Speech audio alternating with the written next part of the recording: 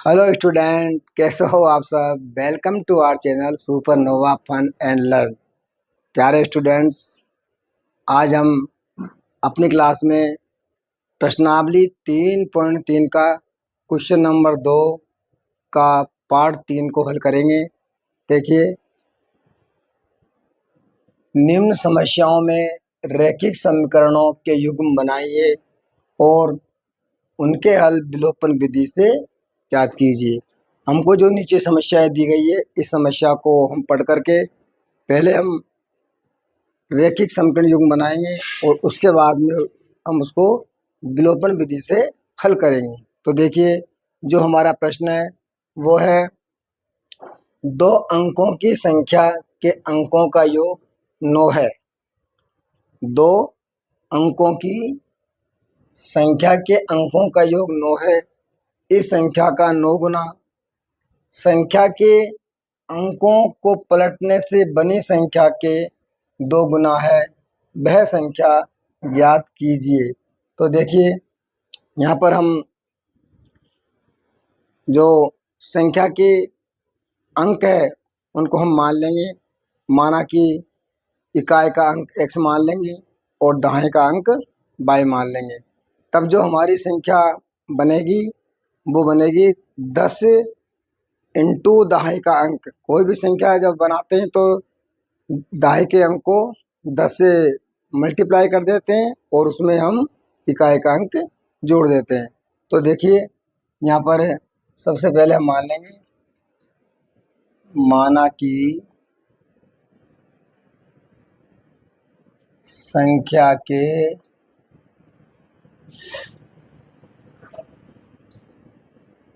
इकाई का अंक x तथा दहाई का अंक y है। जब हमने मान लिया कि संख्या के इकाई का अंक x और दहाई का अंक y है, तब दी गई संख्या बराबर 10y प्लस x होगी। और जब हम इनके अंकों का क्रम बदल देंगे, यहाँ पर लिख देंगे अंकों का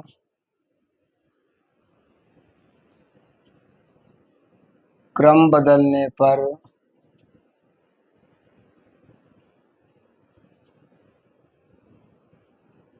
बनी संख्या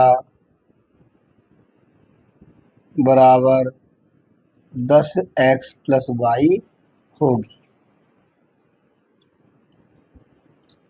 जब हम उनका क्रम बदल देंगे, यानी हम इकाई के अंक को y मान लेंगे और दहाई के अंक को x मान लेंगे, तब जो संख्या बनेगी वो हमारी बन जाएगी 10x प्लस y।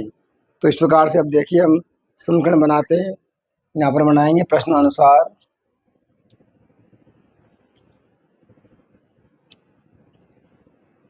समीकरण नंबर 1 जो बनेगी वो प्रश्न कह रहा है कि दो अंकों की संख्या के अंकों का योग 9 है। यहाँ पर जो दो अंकों की संख्या दी गई है उसके अंकों का योग, यानी इकाई का अंक और दहाई का अंक, दोनों को जब हम प्लस करते हैं तो उनका योग 9 आता है। तो समीकरण नंबर 1 बन जाएगी हमारी x प्लस वाई बराबर 9। समीकरण नंबर 1, क्योंकि प्रश्न में दिया गया है कि अंकों की संख्या के अंकों का योग 9 है, तो अंक हमने x और y माने थे, तो इनका योग हमारा 9 हो जाएगा। अब इस प्रकार से जो समीकरण नंबर 2 बनेगी हमारी, वो बनेगी कि संख्या का 9 गुना संख्या हमारी आई थी 10y प्लस x, और अंकों का क्रम बदलने पर जो संख्या बनी थी वो बनी थी हमारी 10x प्लस y। तो देखिए, यहाँ पर प्रश्न कह रहा है कि संख्या का 9 गुना, तो संख्या को तो कर देंगे हम 9 से गुना। जो हमारी संख्या बनी थी 10y प्लस x, इसका तो हमने 9 से गुना कर दिया। तो संख्या का 9 गुना संख्या के अंकों को पलटने से बनी संख्या तो संख्या को जब हमने अंक बदल दिए थे तब संख्या हमारी बनी थी 10x प्लस वाई से बनी संख्या का 2 गुना, तो इसको कर देंगे हम 2 से गुना। तो संख्या ज्ञात कीजिए। अब हमको संख्या ज्ञात करनी है। समीकरण नंबर 1 हमारी बन गई x प्लस वाई बराबर 9, और समीकरण नंबर 2 हमारी बन गई 9 इंटू 10y प्लस एक्स बराबर 2 इंटू 10x प्लस वाई। तो देखो समीकरण नंबर 2 को थोड़ा हम हल कर लेते हैं। तो 9 को 10y से मल्टीप्लाई करेंगे तो आ जाएगा आपका 90y प्लस 9x बराबर, यहाँ पर 2 से गुणा करेंगे 20x प्लस 2y। इन दोनों का भी हम इधर पक्षांतर कर देते हैं। तो यहाँ पर हमारा हो जाएगा 90y plus 9x minus 20x plus 2y बराबर 0। अब देखिए यहाँ पर हमारे 90y प्लस के 9x माइनस के 20y और माइनस के 2y बराबर 0। यहाँ पर हम 9x में से प्लस के हैं और ये 20x हमारे माइनस के हैं, तो यहाँ बच जाएंगे हमारे माइनस के 11x। और यहाँ पर 90y प्लस के हैं और 2y माइनस के हैं, तो यहाँ पर बच जाएंगे हमारे प्लस के 88y, क्योंकि प्लस के 90y में से माइनस के जब 2y जाएंगे तो ये बच जाएंगे प्लस के 88y। संख्या हमारी प्लस की बढ़ी है इसलिए बराबर यहाँ पर 0। यहाँ पर हम माइनस के 11 कॉमन ले लेते हैं, तो यहाँ हो जाएगा हमारा x बच जाएगा और ये माइनस प्लस माइनस के, और ये हो जाएंगे 11 8 88 8y बराबर 0। तो -11 जब नीचे जाएंगे 0 के तो इसका कोई ये 0 हो जाएगा, तो यहाँ रह जाएंगे हमारे x माइनस 8y बराबर 0, समीकरण नंबर 2। अब देखिए इसको हमको विलोपन विधि से हल करना है। तो विलोपन विधि में हमको एक पद का मान समान करना पड़ता है। तो यहाँ पर x का मान हमारे पास दोनों समीकरणों में समान है। समीकरण नंबर 1 में भी यहाँ पर x आ रहा है और समीकरण नंबर 2 में भी हमारा x है। तो हमको पहले से ही ऑलरेडी x का मान समान है, तो गुणा करने की आवश्यकता नहीं है। तो यहाँ पर देखिए समीकरण नंबर 2 के नीचे में समीकरण नंबर 1 को रख देता हूँ। समीकरण नंबर 1 है x प्लस वाई बराबर 9। यहाँ पर लिख दूंगा मैं घटाने पर, तो मेरे हो जाएंगे माइनस, ये माइनस और ये भी माइनस, तो ये कट जाएंगे। और यहाँ पर माइनस के 9y बराबर माइनस के 9, तो y बराबर हो जाएंगे -9 बटा -9। तो यहाँ पर माइनस माइनस प्लस हो जाएंगे और ये 1 आ जाएगा। y का मान हमारे पास 1 आ गया। इस y का मान मैं समीकरण नंबर 1 में रख देता हूँ। तो यहाँ पर लिख दूंगा y का मान समीकरण 1 में रखने पर, देखिए समीकरण नंबर 1 है x प्लस वाई बराबर 9। तो यहाँ पर x प्लस वाई का मान आया था 1, तो यहाँ पर 1 रख देंगे बराबर 9, 1 का करेंगे पक्षांतरण, तो x बराबर 9 माइनस 1 और x बराबर हो जाएगा हमारे पास 8। तो इस प्रकार से हमारे पास x का मान 8 और y का मान हमें 1 प्राप्त हुआ। अब प्रश्न कह रहा है कि वह संख्या ज्ञात कीजिए, तब यहाँ लिख देंगे दी गई संख्या बराबर हो जाएगी 10y प्लस x। तो यहाँ पर 10 इंटू y का मान है हमारे पास 1 और x का मान है 8। 10 को जब 1 से गुणा करेंगे तो 10 प्लस 8 बराबर 18। तो इस प्रकार से दी गई संख्या 18 होगी। यहाँ लिख देंगे अतः दी गई अवशिष्ट संख्या 18 होगी। इस प्रकार से ये हमारा जो सवाल नंबर तीसरा भाग था वो समाप्त होता है। अब हम हल करते हैं नेक्स्ट भाग को। देखिए अब अगला जो क्वेश्चन है हमारा वो है, मीना 2000 रुपये निकालने के लिए एक बैंक गई। उसने खजांची से 50 रुपये और 100 रुपये के नोट देने के लिए कहा। मीना ने कुल 25 नोट प्राप्त किए। ज्ञात कीजिए कि उसने 50 रुपये और 100 रुपये के कितने नोट प्राप्त किए। हमें यहाँ पर ये मालूम करना है कि मीना को 50 रुपये के कितने नोट मिले और 100 रुपये के कितने नोट मिले। तो हम मान लेंगे, माना कि मीना को 50 रुपये के एक्स नोट और 100 रुपये के वाई नोट मिले। तो देखिए यहाँ पर हम मान लेते हैं, माना मीना को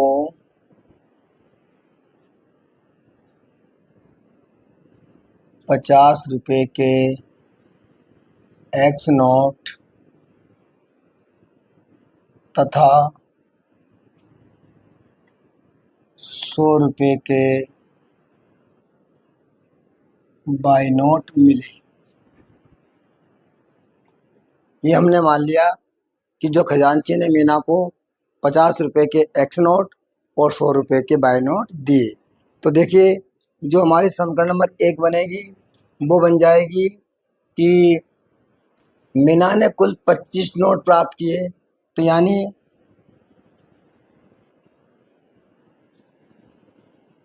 प्रश्नानुसार समीकरण नंबर 1 हो जाएगी हमारी x प्लस वाई बराबर 25 रुपये, क्योंकि उसने x प्लस वाई मिलाकर के जो x 50 रुपये के नोट थे और 100 रुपये के नोट थे, कुल मिला के उसको नोटों की संख्या 25 थी। 25 नोट उसको मिले। अब इसके बाद में उसने 50 रुपये के और 100 रुपये के कुल मिला के नोट कितने, 2000। तो समीकरण नंबर 2 बन जाएगी हमारी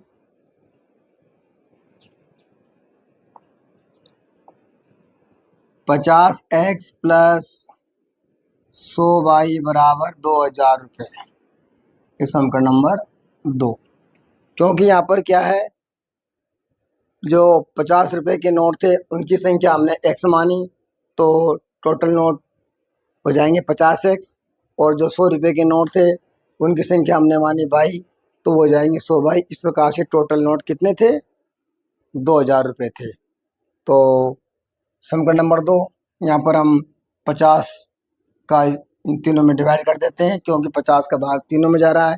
तो 50 का भाग जब तीनों में देंगे तो यहाँ बच जाएगा हमारे पास x प्लस यहाँ पर 50 दूना 2 बार भाग जाएगा 2y, और बराबर जब 2000 में हम 50 का भाग देंगे तो यहाँ जाएंगे हमारे पास 40। इसको देते हैं हम समीकरण नंबर 2। समीकरण नंबर 2 आ जाएगी हमारी। अब देखिए हम इसको विलोपन विधि से हल करेंगे। तो यहाँ पर हमारे पास x के मान समान है, तो हमको गुणा करने की आवश्यकता नहीं है। तो यहाँ पर समीकरण नंबर 2 के नीचे समीकरण नंबर 1 लिख देता हूँ, x प्लस वाई बराबर 25। ये मेरी समीकरण नंबर 1 है। इनको हल करेंगे तो लिख देंगे घटाने पर, और घटाने पर क्या होता है, नीचे की संख्या के चिन्ह बदल जाते हैं। तो ये दोनों कट जाएंगे, 2y में से माइनस के y जाएंगे तो यहाँ प्लस के y बच जाएंगे, बराबर 40 में से जब 25 जाएंगे तो यहाँ बच जाएंगे 15। तो y का मान यहाँ पर 15 प्राप्त हुआ। y का मान मैं समीकरण नंबर 1 में रख देता हूँ। तो y का मान समीकरण 1 में रखने पर, देखिए जो समीकरण नंबर 1 है हमारी वो है x प्लस वाई बराबर 25। तो यहाँ पर y की जगह हम रख देंगे 15। तो ये हो जाएगा x प्लस 15 बराबर 25। अब हम 15 का कर लेंगे पक्षांतरण, तो 15 यहाँ पर हमारे प्लस के हैं तो उधर जाके 15 हो जाएंगे माइनस के। तो x बराबर 25 माइनस 15, x बराबर 10। तो इस प्रकार से x का मान हमें 10 प्राप्त हुआ और y का मान हमें 15 प्राप्त हुआ। तो लिख देंगे x बराबर 10 और y बराबर 15। ये हमको यहाँ पर मान प्राप्त हुआ। तो प्रश्न हमसे पूछ रहा था कि उसने 50 रुपये और 100 रुपये के कितने कितने नोट प्राप्त किए। तो यहाँ पर लिख देंगे मीना ने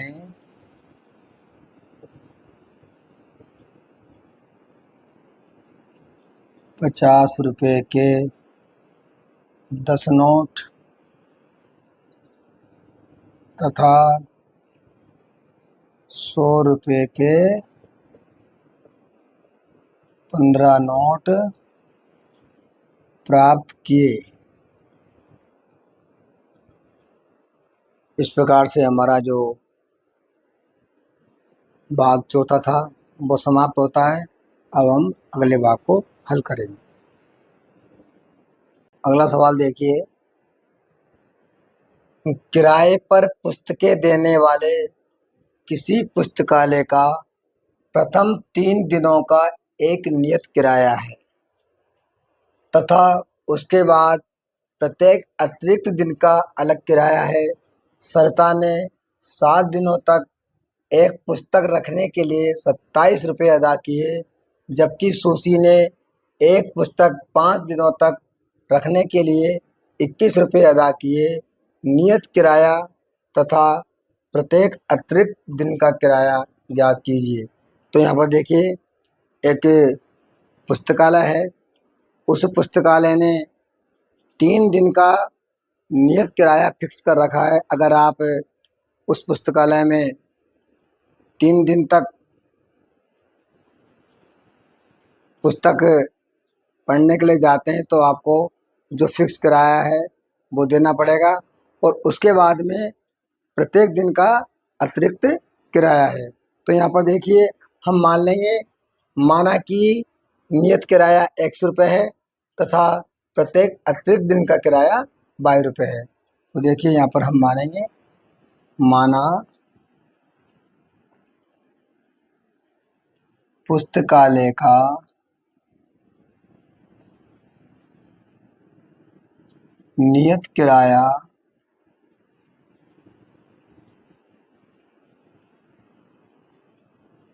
X रुपये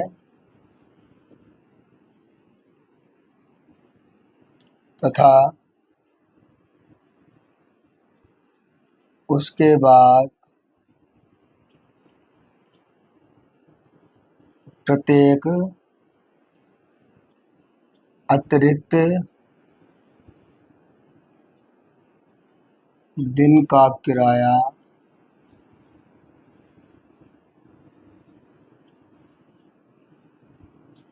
22 रुपये है। तो हमने ये मान लिया कि पुस्तकालय का जो 3 दिन का नियत किराया है वो 100 रुपये है, और उसके बाद में अतिरिक्त प्रत्येक दिन का किराया 22 रुपये है। तो देखिए यहाँ पर सरता नाम की एक लड़की है, वो 7 दिनों तक एक पुस्तक रखने के लिए उसने 27 रुपये अदा किए। सरता ने 7 दिनों तक पुस्तक रखने के लिए 27 रुपये अदा किए, यानी कि सरता ने 7 दिन तक उसमें पुस्तकें रखी, तो 3 दिन का किराया तो फिक्स है, तो 3 दिन के लिए तो उसको 100 रुपये देने पड़ेंगे। बाकी के जो उसके 4 दिन रहे तो 4 दिन का किराया उसको देना पड़ेगा 4 रुपये। तो समीकरण नंबर 1 बन जाएगी x + 4y = 27। इसके बाद में जो सुशी नाम की लड़की है, उसने एक पुस्तक 5 दिनों तक रखने के लिए 21 रुपये अदा किए। तो सुशी ने उसकी पुस्तकों को 5 दिन तक रखा, तो 3 दिन का किराया फिक्स है, तो 3 दिन का किराया सुशी को 100 रुपये देना पड़ेगा। उसके बाद में सुशी के रहे 2 दिन, तो 2 दिन का किराया उसके हो जाएंगे 2 रुपये। तो समीकरण नंबर 2 बन जाएगी x + 2y = 21। तो यहाँ पर देखिए, आप बनाइए समीकरण। तो यहाँ पर लिख देंगे प्रश्नानुसार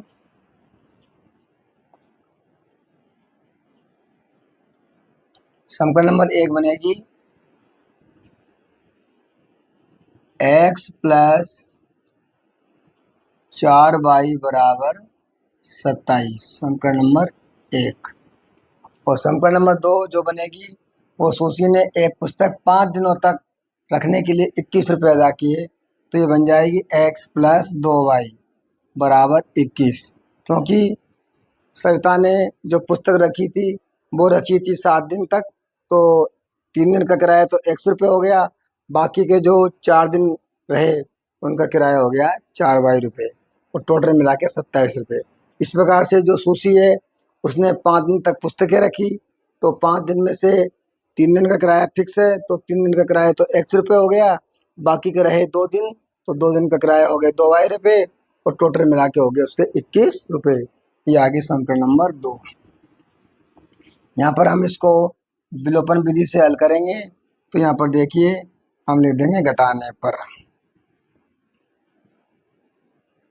घटाने पर इनके चिन्ह बदल जाएंगे, ये हो जाएगा माइनस, ये माइनस और ये माइनस, तो माइनस से माइनस दोनों कट जाएंगे। और यहाँ पर 4y प्लस के हैं, 2y माइनस के हैं, तो 4y में से जब माइनस के 2y घटेंगे तो यहाँ प्लस के रह जाएंगे 2y बराबर। इसी तरह 27 प्लस के हैं और 21 माइनस के हैं, तो यहाँ भी हमारे 27 में से जब 21 जाएंगे तो यहाँ बच जाएंगे 6, तो y बराबर आ जाएगा 6/2, y बराबर 3, यानी y का मान 3 आया।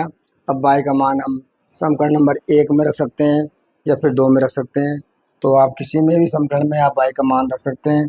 यहाँ पर लिख देंगे आप y का मान समीकरण 1 में रखने पर। तो देखिए जो समीकरण नंबर 1 है वो है हमारी x प्लस 4y बराबर 27। तो इसमें हम y की जगह यहाँ पर 3 रख देंगे, तो हमारी समीकरण बन जाएगी x प्लस 4 गुणा 3। हम y नहीं लिखेंगे, y की जगह जो y का मान है 3 वो रख देंगे यहाँ पर, और बराबर हो जाएगा हमारा 27। तो x प्लस दोनों को गुणा करेंगे तो ये हो जाएंगे हमारे 4 3 12 बराबर 27। 12 का हम उधर पक्षांतरण करेंगे तो 12 जो हमारे प्लस के हैं वो हमारे हो जाएंगे उधर जाके माइनस के, यानी x बराबर हो जाएंगे 27 माइनस 12, और x बराबर 27 में से जब हमारे 12 जाएंगे तो यहाँ हमारे आ जाएंगे 7 में से 2 गए तो 5 और 2 में से 1 जाएगा तो 1, ये आ जाएंगे 15, यानी कि x का मान हमारे पास आ गया यहाँ पर 15 और y का मान आ गया 3।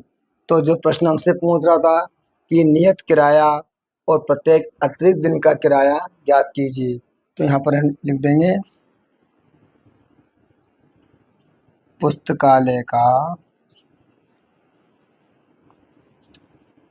नियत किराया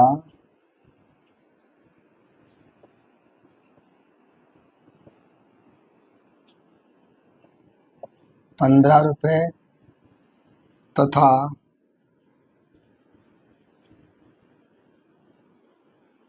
प्रत्येक अतिरिक्त दिन का किराया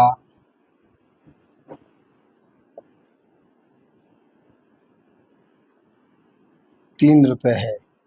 तो इस प्रकार से हमारा ये क्वेश्चन भी समाप्त होता है, और इसी क्वेश्चन के साथ जो हमारी प्रश्नावली 3.3 थी वो पूरी समाप्त होती है। इसी के साथ हम आज की क्लास यहीं पर समाप्त करते हैं।